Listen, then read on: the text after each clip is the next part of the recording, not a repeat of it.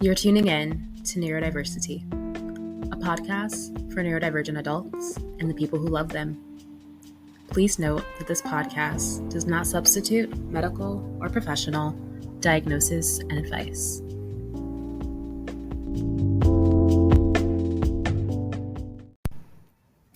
What's up, lovers and friends? Welcome back to the show. I don't really have much of a kind of intro, catch up, social justice-y thing to say today. I guess other than wash your fucking hands. Just please wash your hands. Like at bare minimum. Like there's just shit going around. Like just now is not a good time to be nasty. Okay? Wash your hands. I'm not gonna preach on mask or anything, but use masks at your own discretion. Put that PPE on. Just be safe. Be thoughtful. It's scary outside, y'all. It's fucking scary outside. All right. So just like jumping into the topic, I really want to talk about self-diagnoses and just kind of my stance on it and why. And so part of that explanation of why we're really going to go into my experience of seeking diagnosis as an adult over the last year. So I think I talked about this maybe in the intro episode. I am formally diagnosed with ADHD. I've also been diagnosed with anxiety, and I am self-diagnosed as autistic, right? So let's get into that. So self-diagnosis just means you diagnosed yourself, essentially. Easy peasy, lemon squeezy. And, a formal diagnosis, you would go to a mental health professional who has those qualifications to do that work. All right. Much easier said than done.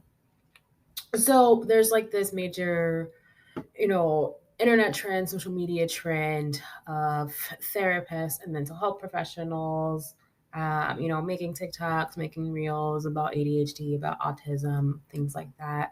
There's also a lot of people sharing their own experiences, similar to what I'm doing, right?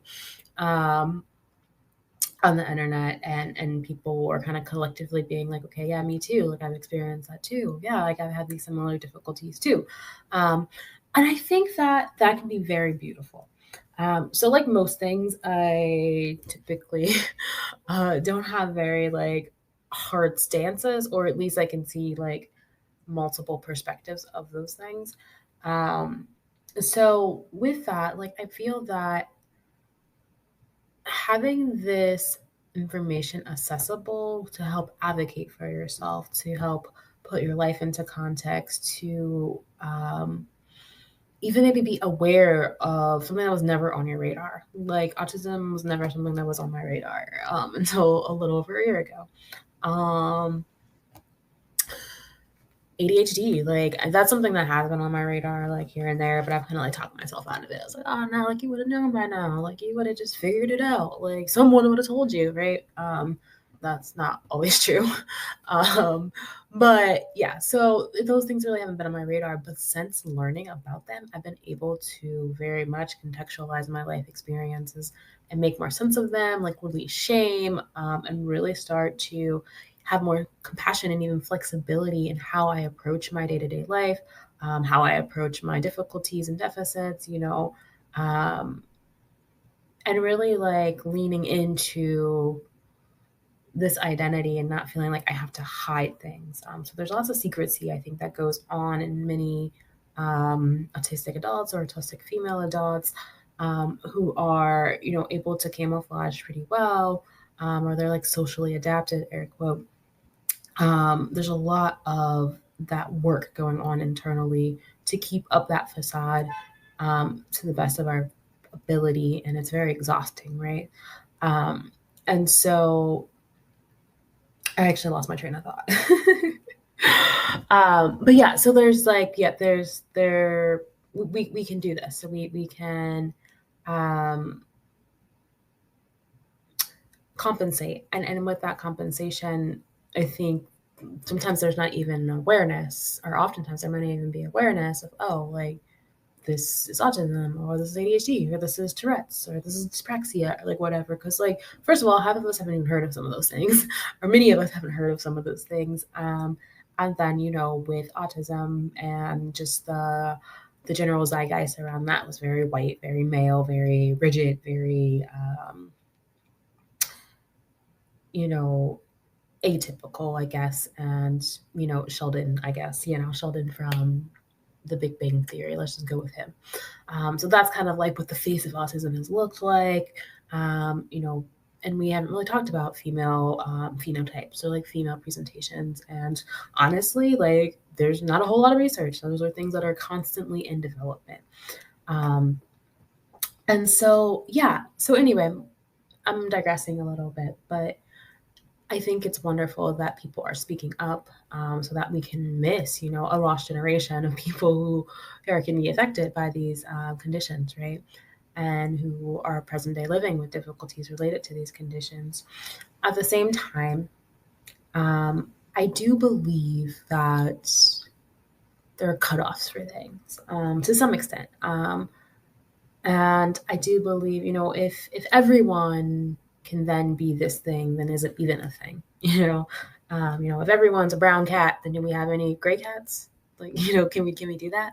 And so I think that, yeah, that is important to kind of keep in mind. Okay, well, where does this begin and where does this end? Like, where are the thresholds for these things? What's diagnostically appropriate? What's like clinically like found in like empirical evidence, things like that. And even with research, I don't want to get too off topic, but even with research, I mean, there is like debate, it's not just like, oh, I found this study and this is the Bible, this is golden. Like, it's like, okay, I found this study and I guarantee you can probably find studies that say something different. So it's really about learning how to decipher through information, what tools you're going to use to even do that. And the reality is, like, the general public typically do not possess those skills, or they're at least not like using them on a day-to-day basis, right? And so, like, that's really important then to have someone who is going to really look at these skills and really look at this from like a bird's eye clinical view and put like different pieces together. And someone who's able to do a differential diagnosis. So when I say like things get kind of fatty or they're a fad, like I'll hear people, they watch a TikTok and they're like, oh my God, like I can't focus at work. And I don't know, I can't focus at work and like I keep leaving things at home. Maybe I have ADHD. Maybe, but maybe not. There's a lot more that goes into that, right? And any sort of like symptomology or symptom in isolation does not equate to diagnoses, right? So, there's multiple criteria that needs to be met. You really need to look at the context. You need to look at the timeline of these things. You need to rule out other things to then say, okay, this is ADHD or this is autism, right? So that's kind of how I feel. I feel that like self-diagnoses, it can be, it's like a knife. I guess it's kind of like a knife. Like, I mean, like a knife can be really helpful. It can also be harmful. It depends on how you use it. So that's just kind of my stance on that. And I've honestly felt a lot of anxiety internally around being self-diagnosed and coming out here to even really present this information or make this claim that I have this identity and like share my experience, right? So I've been very nervous about like getting pushback from that, which I'm sure at some point in time I will. It's fine. I'm learning that like I don't have to be liked by everyone and not everyone has to agree with me. It's a work in progress. But anyway, so yeah, like I've had a lot of just kind of internal turmoil, if I'm even going to be honest here and like put that out in this context of I am autistic.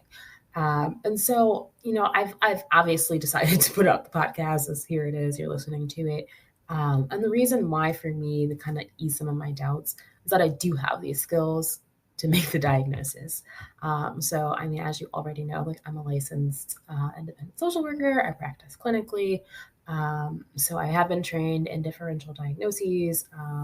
I understand how to work the DSM. I understand how to read all the things in between, like the criteria for a diagnosis. Like there are other pages of like symptomologies and impacts and things like that. And again, differential diagnoses that the DSM will help you with. Also, the DSM itself is not like the Bible. It's not the gold standard. It's a guideline. And so it takes a lot of clinical judgment. But anyway, so like I have that. I am very much into reading data, and anyone who knows me will tell you that my abilities to just research topics extensively. And I'm also very interested in not just like reading data, but also um, evaluating said data.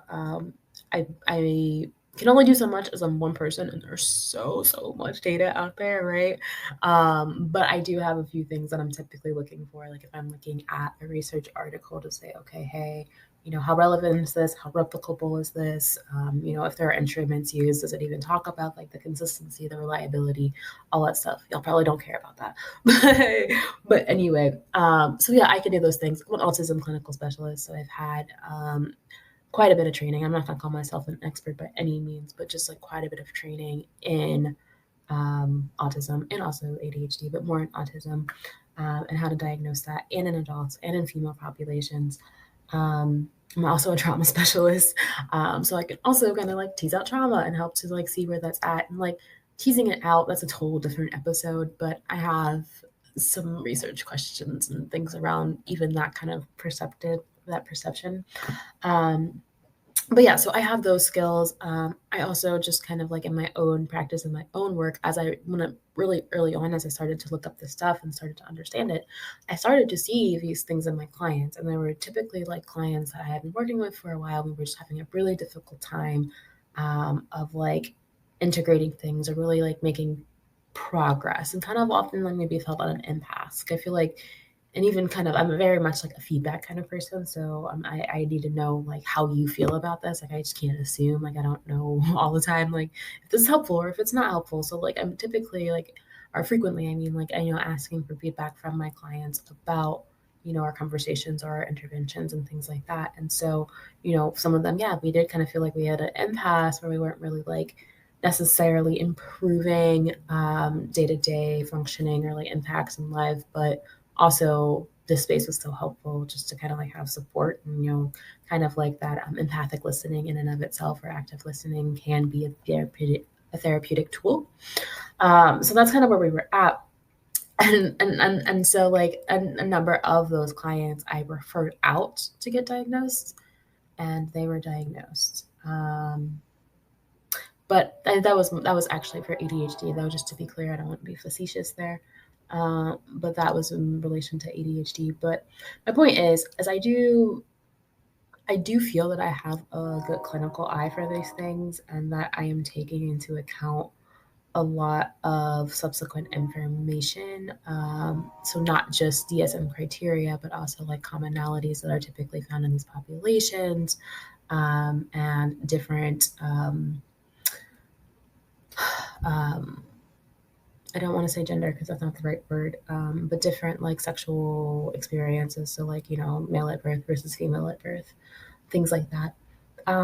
So I won't keep going on and on and on about that. But yeah, I felt like I had those tools, and based on that, and then me being the one who actually lived my life and has been able to learn so much about it and put things into context, I was like, okay, yeah, this really does fit. Like I could have like, this diagnosis, which makes sense, or I could have like a shit ton of other diagnoses that like are just all there. Like, so it's just like that's another thing we're looking for. And a lot of times in a good diagnostic interview is like, how many other mental health diagnoses have you had? And typically, if you've had a lot of those other issues and they correspond with like commonalities found in the ASD community, then a diagnosis of ASD may be much more helpful, or it may be more effective. So that's where that is. So that's how I feel about self-diagnosis. And actually, I think I'm just going to leave it here and make this a part one, and then make the medical part a part two. Until next time. I don't know. Bye. I am back. Postscript, because I always got more to say. It has been almost a year since I recorded this podcast episode that you just listened to, and the next two that I'm releasing. Yeah, more on that later. But I had to re-listened to the work before I actually launched it into the world. And so I just wanted to come on afterwards to just talk about like the validity of sub-threshold scores. And so what that means is just like if you don't meet the specific criteria in different domains to be diagnosed with, let's say, autism, then you may still have different traits or experiences that are related to autism without being able to have an autistic diagnosis. And this is true of like pretty much most conditions, like especially like in the mental health world. Like you can have like subclinical depression, like you can have other types of subclinical issues. And so it's still important and it still impacts your life, even if you don't get a diagnosis. So just keep in mind that like diagnoses first and foremost serve insurance companies, so that they can justify paying or not paying for said services that someone requests. Within the mental health community, like diagnoses can be helpful to kind of see like patterns and like methodized ways for treatment. At the same time, like from what I've experienced, many great clinicians that I know, excuse me, many great clinicians that I know, they're very eclectic and they can pull from different models and use different things with their clients. Um, so anyway, not to make this too long, but I just want to say that yeah, if you have autistic traits or ADHD traits or other neurodivergent traits and correlating traits, but you don't meet that diagnostic threshold, it still impacts your life. And so people with subclinical traits can still have a higher depression, anxiety, social anxiety, OCD, than like others who don't have those subclinical traits or they have lower subclinical traits. So it still impacts your life. In fact, some people are calling it, they call it BAP. It's the broad autism phenotype. So it pretty much just says what I just said, that autism is it's very heterogeneous, very broad condition. It can show up in many different ways, and sometimes people don't meet the criteria for that diagnostic threshold. However, you may still want to, work with a counselor or work with a coach or something of that nature. Check out that health condition that may be comorbid to autism, because even though you have subclinical traits, you may still have a higher likelihood to experience that physical condition. So yeah, I just wanted to make sure that I put that out there. I didn't want to leave anyone out or minimize people's experiences. Yeah, I don't know. I try to go by the phrase, if you know better, you do better. So there you go. All right. Talk to you later.